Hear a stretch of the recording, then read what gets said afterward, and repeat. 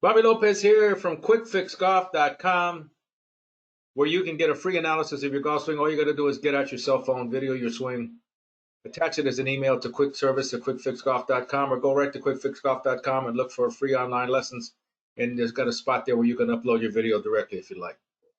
And today's topic is about what do you do when your game goes to pieces? All of a sudden the wheels come off the wagon. Everybody's experienced this. Everybody. Some experience it more than others. And here's the reason why. Because your swing can be built to be consistent. Your swing can be built to hit the ball a long ways. It's sort of hard to do both. Tiger comes pretty close, but still he has a hard time holding tee shots on the fairway. If you read any of his books, this right here is the kind of swing that probably won't fall apart as often. The one over here on the left, all you got to do is breathe on it, it could fall apart. I mean, he's got to be an octopus to time all this. I don't know how he does it. Look, his feet go airborne, everything else with it. Let me see if that was Darren that just showed up. Oh, Darren. No, that wasn't him. All right. See, so here's a very high risk swing. Here's a very low risk swing on the other side. Now, what do you do when your swing goes to pieces? Usually when it goes to pieces, I hardly ever see somebody go to pieces when they're swinging slow. You ever notice that? Doesn't it fall apart when you start getting quick? That's why the old pro that taught me, the first pro that taught me, he was great. He told me, he says, your swing can get fast, but don't you make it fast. So they can get fast, but don't you make it fast.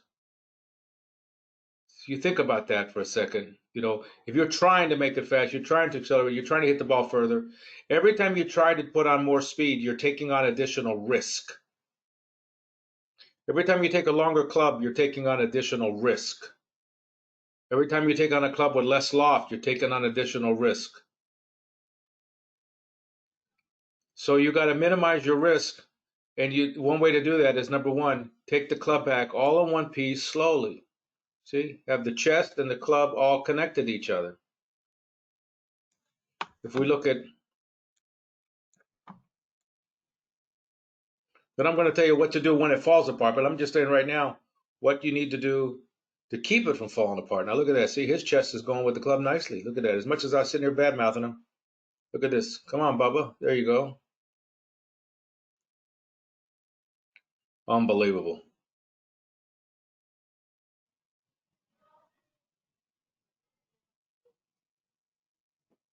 See, he's figured out how to do this, but I think if we go through his stats, we'll find that he has days that you got to be scratching your head. You say, how the heck did he play that bad? Because it's a very high risk swing. Same thing with John Daly. Let's pull John Daly up. And you'll say, you know, this thing could fall apart any minute. If he has enough to drink, he won't feel it. Here he goes. But see, look how his chest is going with the club. See that? See that? See that? There you go. Good, good, good. Uh-oh.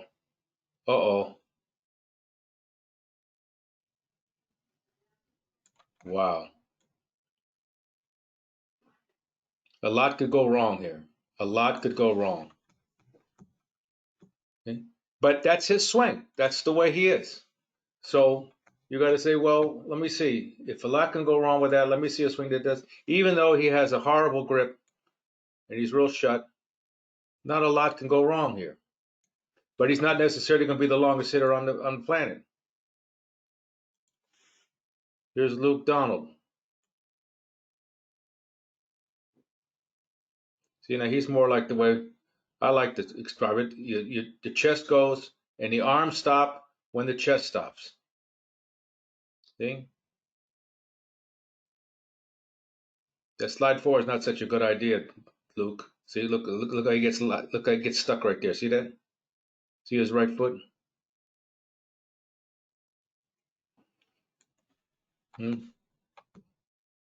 Look at Freddie Couples. This is a high risk swing. This could go to pieces in a New York minute. But if you have good tempo, good timing, you can get away with it. Or like Tiger says, if you got great hands, you can get away with almost anything, meaning you can get your hands back to impact.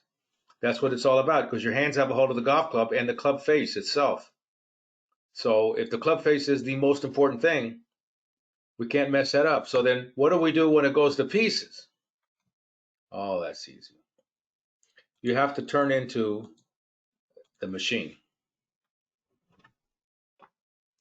Because if you look at Bubba here and you look at how he's got to time, his chest and his arms are timed beautifully right here. Now he's got the knee. See, if I went back to the guy that developed this machine and I said to him, I said, look, I like it, but I want this thing to go up and down this way a little bit and tilt it a little bit this way towards me and then tilt it the other way when I go down to hit the ball. He said, what are you, nuts? I'm going to need a computer to run it. And I said, yeah, we do have a computer. And it's right here. And it sort of runs it. But the more complicated it is, the more chances you're going to have to change the hard drive. I'm trying to make up something that sounds like. See, so he gets airborne. Look at his feet gets airborne. Look at that foot go. See? So he's got a talented way of being able to time all that. But when he goes off, it probably goes off big time. So then what do? He'd have to shut down the lower body. And right away you start picturing in your mind that you're Immelman. And you go, I'm not going to move from the waist down. And to do this right here that you're seeing right now, you have to practically feel like you haven't moved at all. Not even a bit. Nada. Then I'm just going to pull down with my arms and put the club face on the ball and get the darn thing to start moving forward instead of hitting it in the woods and the water. You don't want to hit in somebody's yard unless they've got some beer out there or something. Unless they're cooking out the grill and having beer, you say, I'll just stay here, to heck with it. I don't want to play anymore. Boom, see? You got to put that club face on the ball. So you got to feel like from the waist down, shut this gear off. Shut it off. Don't let it move. When you fall apart, and that's probably one problem Bubba Watson has, when he falls apart, he has no way of shutting that thing down. It's so ingrained in what he's doing that it probably goes to pieces. Look at Chuck Howell here.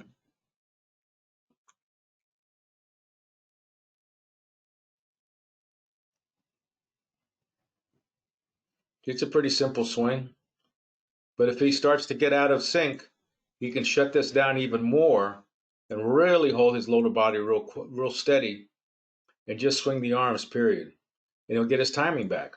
Then once you get your timing back, like if I've got what I would normally hit a 6-iron, I might take out a 5-iron and swing and feel like I'm keeping my lower body real quiet and not swing as hard till I can get my rhythm back.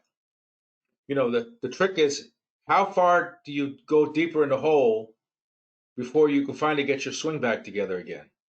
If you can swing easy and keep hitting it down the middle and you can still get some pars and not get anything worse than a bogey through that stretch until you get it back together again, then you didn't hurt yourself too bad.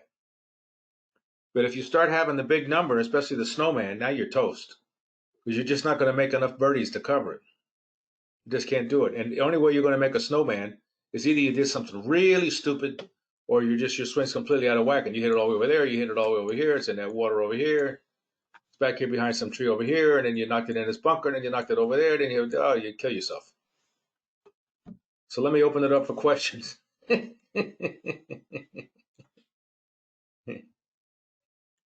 Who's got a question?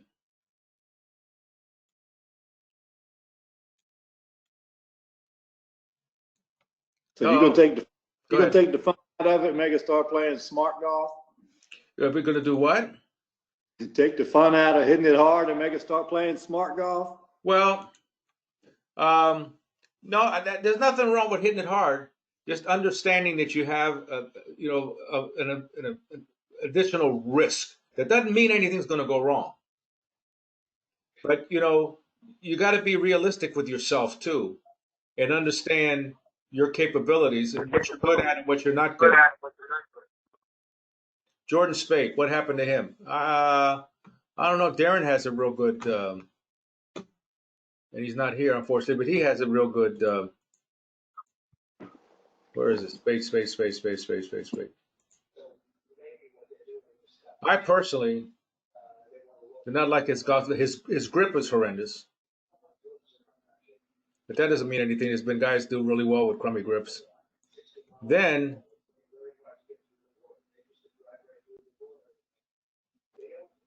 look at that.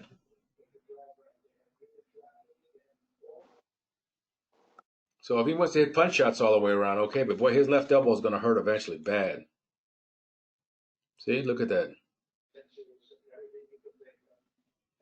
So he was hot for a while, but I mean, it might be what he did is he tried to fix these problems, and as he tried to fix them, then he went to pieces. That happens lots of times.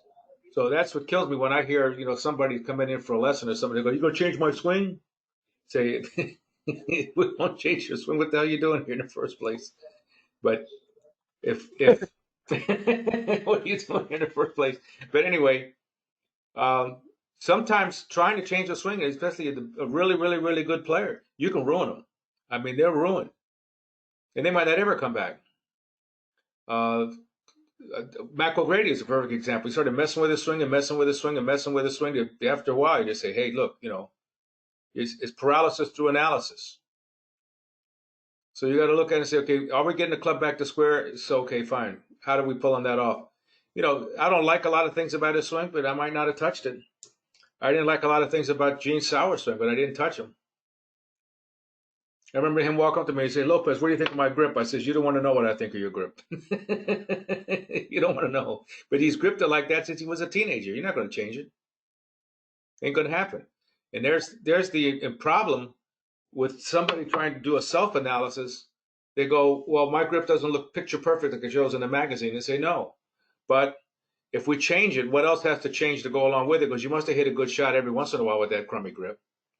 So what were you doing with the grip that the two matched up somehow and you hit a good shot?" So you've got to be real careful messing around with the swing. And the best thing, as far as I'm concerned, especially for the average golfer, is to have a less complicated, less movement, less is more, less is more, less is more, less is more kind of thing, and have good rhythm. Because otherwise you just, you put yourself at risk. And then you're hitting it all over the ballpark and you go, "Geez, why am I hitting it everywhere?" I say, "Well, you don't realize how hard you're swinging. You have no idea. You don't realize how fast you're swinging. You're yanking it back when you take it back. And that gets you off." So putting your feet together or putting your feet on the ground and swinging only arms and nothing else might help you slow down, especially when you got more club than you normally use from that distance. You say, "Hey, I got to swing easier." Get your game back rolling again, and then you can speed up again. See, what is the most important part of the swing? I think tempo.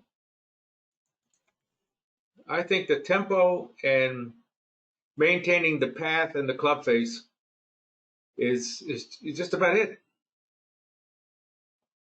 If you don't have a big hip turn, that doesn't matter. If you don't have big knee movement, that doesn't matter.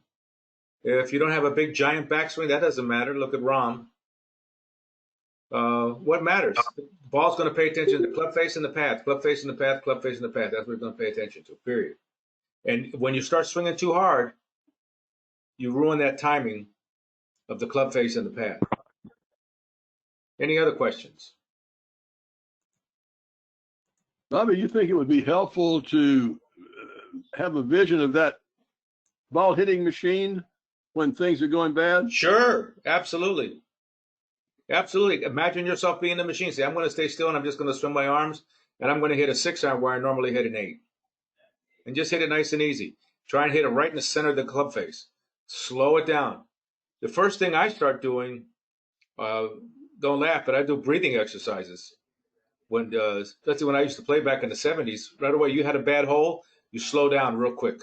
Slow down. I make sure I'm the last guy to get to the next tee. And I just take some deep breaths and I just talk to myself. I just say, "Just calm down. It's all right. It's okay. We've got a lot more holes to play." And that's the game of golf brings out the head case in all of us. but you end up talking to yourself and then just really slow yourself down. You can get fast, but don't you make it fast. You can get fast, don't you make it fast. Don't do it on purpose. You can have where your swing really starts to peak at this RPM that it'll do, and it might be playing your best golf ever, and then all of a sudden you cross that line just a little bit, kaplooies, it goes to pieces. You hit one out of bounds the whole day. It doesn't take but one really rotten shot to ruin a whole day. That's what I'm really saying more than anything. And if you put yourself at risk of doing that when you have a swing that has too many moving parts. If I'm going to play golf, I think of Watson there as a 12-cylinder Jaguar. That car doesn't have to even break. All it's got to do is start limping, and you drive it to the garage, and the mechanic will start laughing because they're going to charge you $5,000 just to fix it. I'd rather be like Immelman, be a 4-cylinder Toyota that don't break, and it's very dependable. When it comes to golf, you're better off being the turtle than the rabbit. That's what I'm saying. Any other questions? Hey, Bobby, I've got. Oh, Johnny. Hey, how are you? Two little questions. One, when you're going along playing good, are there any indications that you might look out for just prior to you starting to go in the tank? Yes. And yes. the second question is, if you're playing one part of your game well or two parts of your game well, and then the other one is off, is it usually the same thing or not? I don't know. It seems like when I have a bad day, I have a bad day all the way around. Sometimes I don't hit the ball well. It doesn't mean it's a bad day. You don't hit it well. And then your short game will really come in there and help you. And sometimes you hit the ball great, and then your short game lets you down. That happens a lot to a lot of really good players. I mean, I don't care who you're talking about. It'd be Ben Hogan. That they'll have a day where they're just roasting it. They're hitting it so perfect, and their short game is stinky. And lots of times they're not making many putts. And a lot of that's because they're hitting every green in regulation. You get a lot of one putts when you've missed a green and you chip it up in one putt, But the other indication that you were talking about, if I start getting hot in a round, especially if it's early, let's say I get to the 7th hole and I'm 3 under, I'm slowing down right away. I say, watch out. And I'm not trying being careful, but I'm real cognizant of getting that rhythm and keeping it right at that same speed. Don't go any faster. Don't go any slower. Just keep it at that same speed. Take a deep breath, take it back slowly, and keep it at the same speed. If you can keep that rhythm up, you're going to keep going. And you can't pay attention to what your score is. If you're 2 under, you're 2 under. If you're 2 over, you're 2 over. You don't care. It's each shot, one shot at a time, and don't think about your score. Because that will get you in trouble too. Because then you start trying to do something because, I'm 4 under. Can I get it in? You'll see it lots of times. Guys will be 4 under the 15th hole and then dog it coming in. Another guy will be 1 under the 15th hole and birdie the last 3 holes. It's all in their mind. It's all in their mind. You can't sort of just hang on to something. Whatever happened. That's in the past. If you're 4 under or you're 5 under, what you normally shoot, let's say in your level game, don't try to hang on to it. Don't say, oh wow, if I could just par the next 3 holes, I can. No. Play those holes as if you didn't know whether you were 5 under or 5 over. Just play them. Just concentrate on that rhythm. Keep trying to hit that ball square right in the middle of the club face. If you keep catching the middle of the club face at the right speed, it's going to go straight. As long as there's no water in front of the green, there's no way you can go wrong. They usually don't put anything right in the center in the front of the green except water or bunker. But that's what a lot of guys do right there. Any advice on how not to choke on the last 2 or 3 holes? Yeah, I the thing you got to remember is that it's just a game. It's a game. And the thing is, the more you play, and the more you play competitive golf, the less you choke. You got to care and not care, in a sense. To say, hey, look, this is, and especially these younger kids today, none of them should choke because They got sponsors. They're not going to starve. I mean, I remember Jimmy DeMeritt telling me, he says, Lopez, when you get started on tour, he says, make sure you always get a hotel room on the bottom floor, because that way, in case you can't pay the bill, you don't make the cut, you can jump out the window. You get in your car and you take off without paying a hotel bill. He said, Hogan and I used to do it all the time. So, back in the old days, first prize was $600. Those are the guys that I think were the real players. Those were the real players. They didn't play because of the money. They didn't play for the money. They played because that's what they loved, and that's how it was. But yeah, why joke for what? You got to get to a point where you just say, hey, what am I going to choke about? I'm gonna. Here's a shot. Here's how the shot I've played in the past, and I've played it successfully. Think of how that shot you hit it the last time. Almost every shot you've hit before, at one time or another, and say, I remember when I hit it, and I hit it really good. If you think about the time you hit it and you hit it really bad, I would turn around, take a deep breath, get it out of my system, and just tell myself, get that out of your head. Remember the good one. Let's do the good one again. And boom. And really concentrate on a short shot of really making good contact with that ball on that club face. The club face is the boss. If you can't control him, you're done. He's the main man. Anybody else? Going once. Going twice. Come on, somebody got to have a question. Going 3 times. 3.5. 4. 4. All right. Hope you got something out of this. Thanks, Bobby. That was well presented.